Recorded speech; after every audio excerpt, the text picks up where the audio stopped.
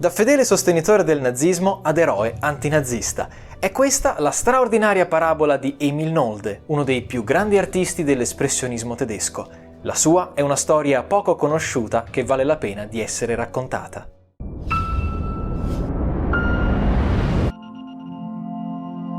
«19 luglio 1937. A Monaco di Baviera apriva ai battenti la Mostra d'arte degenerata, l'esposizione in cui Adolf Hitler aveva radunato le opere degli artisti da lui ritenuti degenerati, ovvero inadatti a rappresentare la nuova Germania che stava costruendo. Le sale della mostra ospitavano esposti al pubblico ludibrio i capolavori dei più grandi maestri del Novecento, Vassili Kandinsky, Marc Chagall, Paul Klee. Tra questi figurava anche un intruso, Emil Hansen, in arte Emil Nolde. Danese di nascita, Nolde è conosciuto come il grande solitario della pittura tedesca, a causa del suo percorso artistico estremamente originale. Le sue opere non si lasciano mai trascinare dai temi sociali tanto cari agli artisti tedeschi del suo tempo. Ma diversa era soprattutto la sua visione del mondo. Differentemente dai suoi colleghi pittori, Nolde non solo non condivideva simpatie per la sinistra, ma era un nazista della prima ora, con tanto di tessera di partito.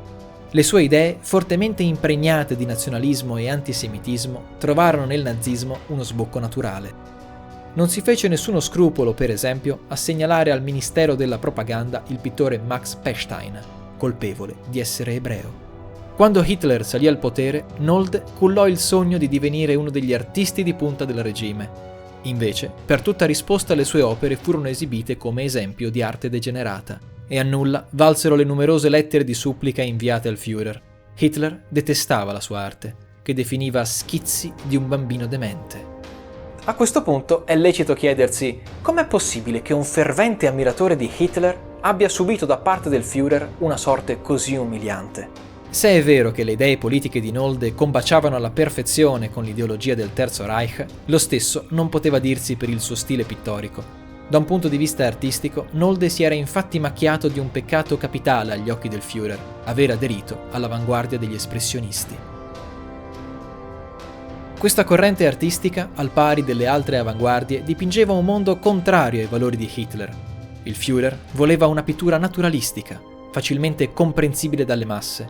A suo dire, l'arte doveva esaltare i valori tedeschi, come il cameratismo, l'eroismo, la famiglia, il militarismo, attraverso una pittura realistica di stampo accademico.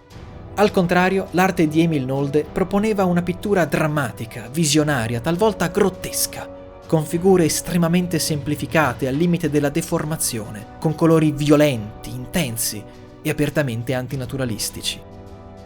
Per il Führer un'arte di questo tipo era inconcepibile. Non poteva tollerare che i prati venissero dipinti d'azzurro, i cieli di verde o che la figura umana venisse deformata fino quasi a essere irriconoscibile. Opere del genere erano per Hitler il frutto di menti malate, che dovevano stare lontane dalla tavolozza. Ben presto su Nolde calò la damnatio memoria del regime. Le sue opere vennero vietate e gli fu impedito di dipingere. La sua arte venne definita fonte di corruzione per l'umanità e più di 1000 sue opere furono tolte dai musei tedeschi. Con il crollo del Terzo Reich anche la censura su Nolde si dissolse e lui stesso non esitò a definirsi una delle tante vittime del regime, nonostante ne fosse stato un ardente sostenitore. Ma l'ironia della sorte fu ancora più beffarda. La Germania post-hitleriana aveva sete di eroi da contrapporre alla violenza nazista. E in fondo, chi meglio di un talentuoso pittore costretto al silenzio dal regime poteva prestarsi a questa missione? Naturalmente, i critici erano ben al corrente del passato compromettente di Emil Nolde, ma preferirono nasconderlo per fare del pittore un simbolo della nuova Germania. La stessa Fondazione Nolde ebbe un ruolo fondamentale. Per evitare che le simpatie naziste del pittore divenissero di dominio pubblico, la fondazione si adoperò per impedire l'accesso a documenti sensibili, rimaneggiando le carte dell'artista per eliminare i passaggi più scabrosi, impegnandosi a promuovere un'immagine di Nolde come vittima del regime. Solamente negli ultimi anni l'immagine di Nolde come vittima innocente del regime di Hitler è stata messa in discussione. Dall'archivio del pittore sono emersi documenti che provano incontrovertibilmente le sue idee naziste ed antisemite, svelando così al grande pubblico la vera faccia di Emil Nolde. L'eco di queste notizie ha gettato di nuovo Nolde nel baratro dell'oblio. Lo sdegno collettivo verso l'artista ha indotto persino la cancelliera tedesca Angela Merkel a rimuovere dal suo ufficio 2 quadri del pittore espressionista. Processato 2 volte dal Tribunale della Storia, per Nolde e per le sue opere sembra non esserci pace.